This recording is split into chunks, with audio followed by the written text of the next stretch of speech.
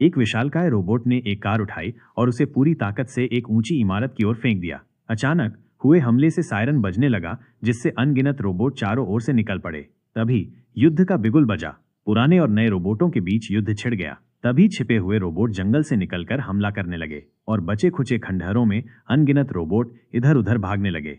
ये सब सिर्फ एक छोटे बच्चे के कारण हुआ था। भविष्य की दुनिया में रोबोटों ने बगावत कर दी थी। वे 8 घंटे की कार्यशैली की मांग कर रहे थे। उनका कहना था कि रोबोट भी इंसान हैं, उन्हें भी आराम चाहिए। लेकिन इंसान ये मानने को तैयार नहीं थे, क्योंकि रोबोटों को बनाया ही इसलिए गया था कि वे इंसानों की जगह काम करें। लेकिन रोबोटों ने इंसानों के खिलाफ युद्ध शुरू कर दिया। इंसान रोबोटों के आगे टिक नहीं पाए। इंसानों की हार के बीच उन्हें एक बच्चा मिला, एक ऐसा बच्चा जिसका दिमाग एक अल्टीमेट कंप्यूटर के समान था। वैज्ञानिकों ने उसे एक बायोलॉजिकल सुपर कंप्यूटर में बदल दिया। इस विशाल मानसिक शक्ति की मदद से इंसानों ने न्यूरल प्रोजेक्टर विकसित किया, जिससे वे अपने दिमाग को एक आभासी दुनिया से जोड़ सकते थे और रोबोट सेना पर नियंत्रण पा सकते थे।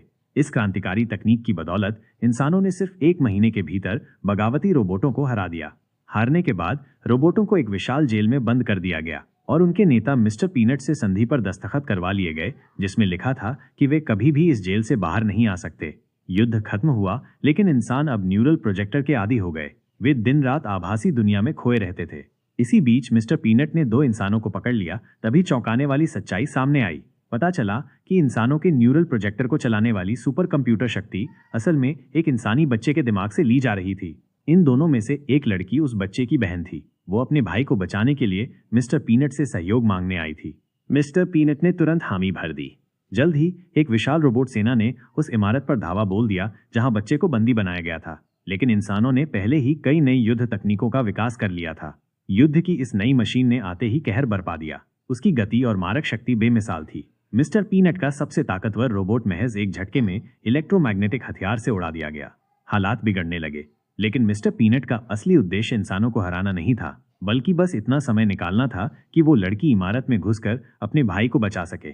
अंदर पहुंचकर लड़की ने न्यूरल प्रोजेक्टर से खुद को आभासी नेटवर्क से जोड़ा। वहां उसने अपने भाई को देखा। दोनों के बीच भावनात्मक बातचीत हुई, लेकिन भाई अब जीना नहीं चाहता था। उसने बहन से कहा, मुझे मार दो।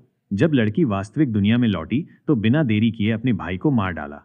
इसके साथ ही इंसानों की आभासी दुनिया का आधार ही खत्म हो गया। उनकी न्यूरल नेटवर्किंग रुक गई, उनकी मशीनें बंद हो गईं और एक नए युग की शुरुआत हुई, रोबोट सभ्यता का युग।